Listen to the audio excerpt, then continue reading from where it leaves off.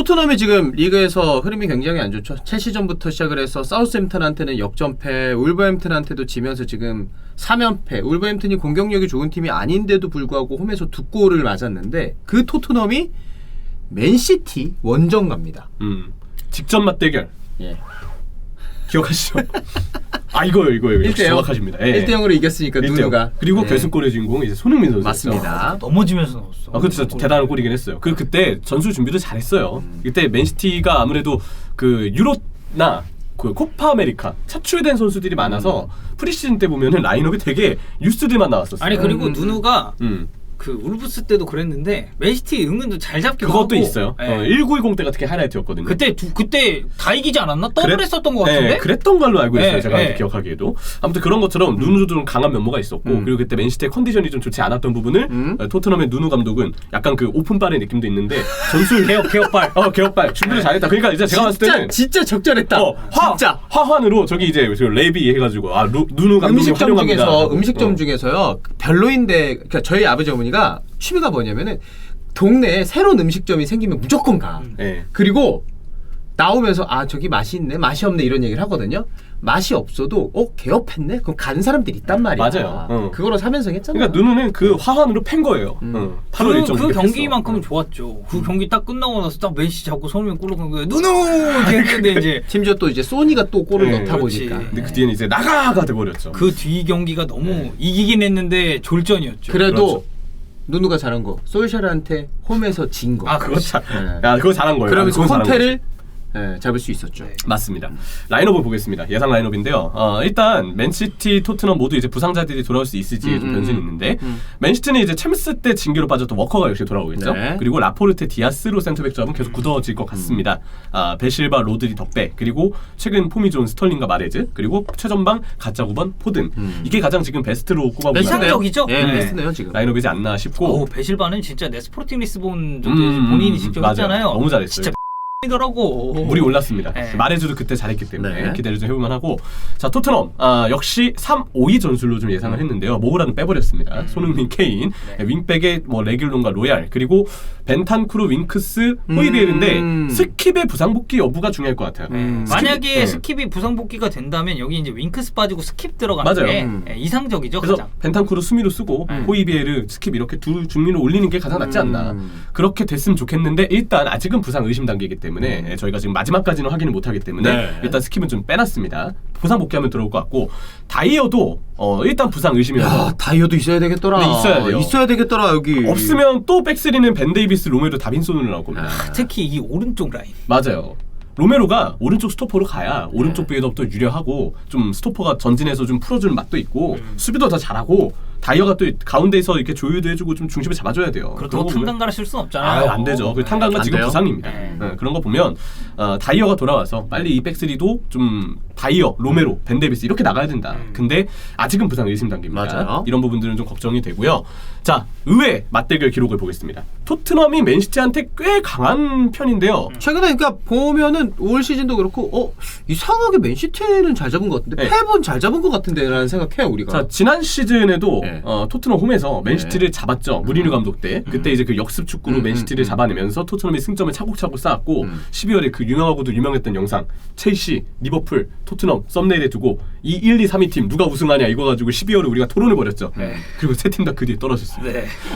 그런 일이 있었지만 그리고 이제 네. 또 그때까지만 해도 야 베르바이 야 존나 쩐다 막 이랬었는데 야 세레머니 막 뭐냐 막 이거 이랬었는데 다 따라하고 그랬잖아요. 그 베르바이 이제 최근에 방한 영상에서 한국어 하는 거 봤나요? 못 그래요? 봤어요. 나 못 잘하더라고. 오. 그냥 한국어 쪽으로 재능을 다시 발견하는 게 낫지 않을까. 한국어 강사로. 네. 자, 이 리그 맨시티전 4경기 앞서 언급드렸던 경기들 쭉 포함해서 네. 3승 1패로 토트넘이 우위입니다. 최근 4경기에서 오히려 3승을 거뒀고 근데 이제 따져봐야 될 거는 이 3승이 모두 홈에서 거둔 경기라는 거잖아요. 맞아요. 그러니까 네. 토트넘이 최근에 맨시티 잘 잡았네.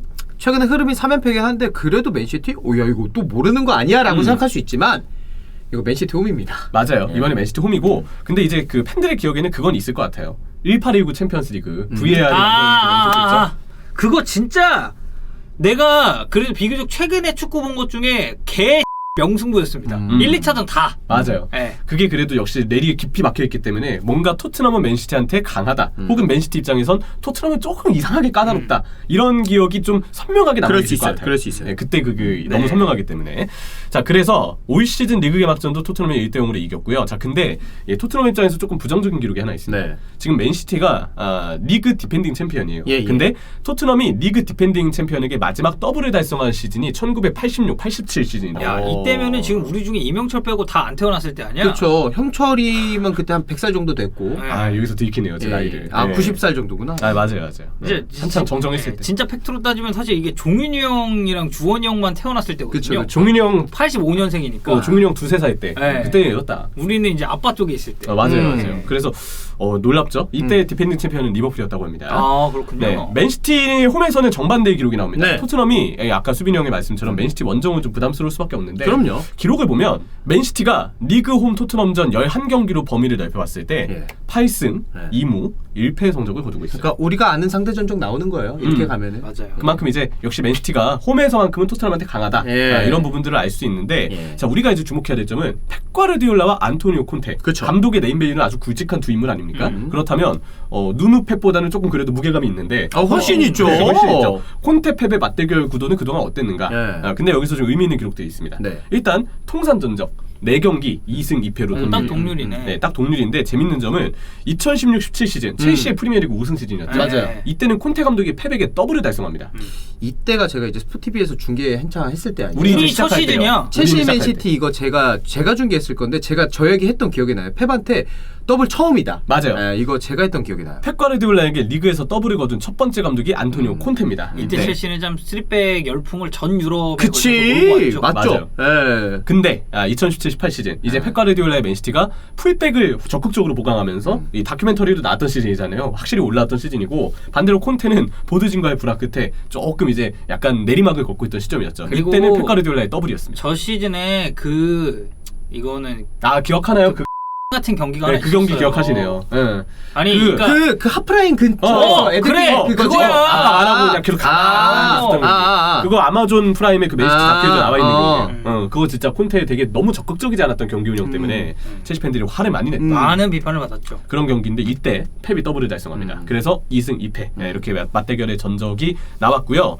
키플레이어를 비교해보겠습니다. 저는 일단 역시 토트넘한테 강하다는 점에서 이 선수를 꼽지 않을 수가 없어요. 손흥민입니다. 그러면 맨시티한테 맨시티에게? 나가다. 죄송합니다. 맨시티한테 아, 강하죠. 예. 네, 토트넘 유니폼을 입고 강한 면모를 늘 보여주는데 맞아요. 맨시티한테 강하다. 자, 맨시티전 8경기 6골. 야 존나 많이 넣었다 이거 손흥민. 맨시티라는 팀을 생각했을 때 맨시티의 수비력을 생각했을 때 존나 대단한 기록이에요. 8경기 6골. 그쵸. 1819 토너먼트 때도 결국 손흥민 선수의 그 활약이 이제 라포르트의 또 실수가 나오는 아하. 그 장면도 있었고. 중심에 있었죠. 손흥민 선수. 네. 그 뭐야 1차전 홈에서 넣었던 그 무각도에서 나왔던 그 골. 아 그래 그것도 있었고. 빙글 돌아가지고 대단한 골이었죠. 대단해요. 그런 것들 보면 역시 손흥민 선수의 맨시티 상대 기록은 또 한번 이번 맞대결에 기대볼 만하니까 만드는 또 손흥민이라는 선수 자체가 워낙 이 카운터에 능하기 때문에 그렇죠. 맨시티가 비워두는 측면 공간에서 손흥민이 어떤 침투를 가져갈지가 굉장히 궁금한 포인트고요. 더블라이너 최근 정말 살아나고 있습니다. 이제 부상 여파를 털어내고 이 선수가 많이 올라오면서 최근 리그 8경기 5골과 2개의 도움. 그리고 만약에 이번에도 골을 넣는다면 이제 프리미어리그 통산 50번째 골을 그래요. 더블라이너가 쓸 수 있습니다. 지금 이제 49골이고. 네, 자 스털링도 한 번 좀 꼽아봤는데 최근에 노리치전 해트트릭을 기록했고요. 현재 에티하드 스타디움에서 프리미어리그 49골을 넣었대요. 맨시티 구단 역사상 에티하드 스타디움에서 프리미어리그 50골을 넘긴 선수는 아구에로가 지금까지 유일합니다. 아구에로의 통산골은 106골. 오. 너무 차이가 나죠. 좀 많이 따라잡아야겠네요. 아게로의 득점 기록을 맨시티 선수들 누군가가 따라잡으려면 한참 멀었습니다. 만약 스털링이 이번에 골을 넣는다면 50번째 골이 되고 네. 구단 역사상 에티하드에서 50골을 넘긴 두 번째 선수가 예. 될 겁니다. 멈출 줄 모르는 맨시티의 기세. 리그 15경기 무패로 14승 1무고요. 아닙니까? 네, 팰리스전 이후로 지금 이 정도의 행보입니다. 네. 이 유일한 1무가 맨시티가 이제 체력적인 부침이 좀 있어서 소튼전의 무승부를 거뒀죠. 그때 이후로 갑자기 또 분노의 질주를 하고 있습니다. 4연승, 4연승을 질주하고 있고, 자 공식전 전체 레벨로 따졌을 때 전체 21경기 19승, 와. 리그 홈 경기 7연승.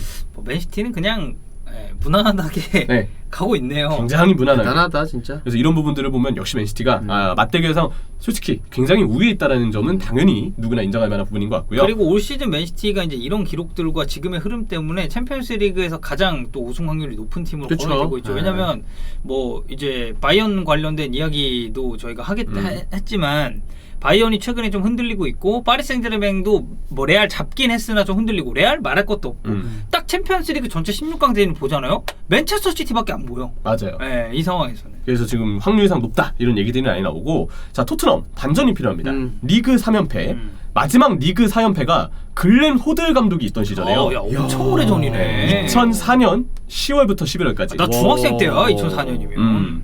이때 그 마지막 리그 4연패였다고 합니다. 이후에는 4연패가 없었는데 자 이번에 좀 위기에 놓여 있는 토트넘이고요. 리그 4경기 연속 지금 20점 이상을 허용하고 네. 있습니다. 콘테 부임 초와는 사뭇 다른 모습. 빨리 부상자들이 돌아와서 수비 밸런스를 잡아줄 필요가 있을 것 같고요. 그나마 이제 토트넘의 기대 요소라고 한다면 일단 주중 경기를 맨시티와 다르게 치르지 않았죠. 피로도가 없습니다. 예. 그리고 아까 얘기드렸던 다이어와 스킵의 복귀 가능성. 그렇죠. 이 선수들이 완전히 못 나온다는 게 아니라 지금 부상으로 출전 불가 약간 의심된다라는 맞아요. 거니까. 만약에 또 추가된 정보가 있다면 지금 아마 자막으로 달아주실 텐데 네네네. 이런 부분들 그래서 이제 토트넘 입장에서도 그동안의 맞대결 기록을 과연 보여줄 것이냐 맨시티 강하게 토트넘을 누릴 것이냐 이런 부분들을 이스타TV 입중계를 통해서 함께 해주시면 되겠습니다.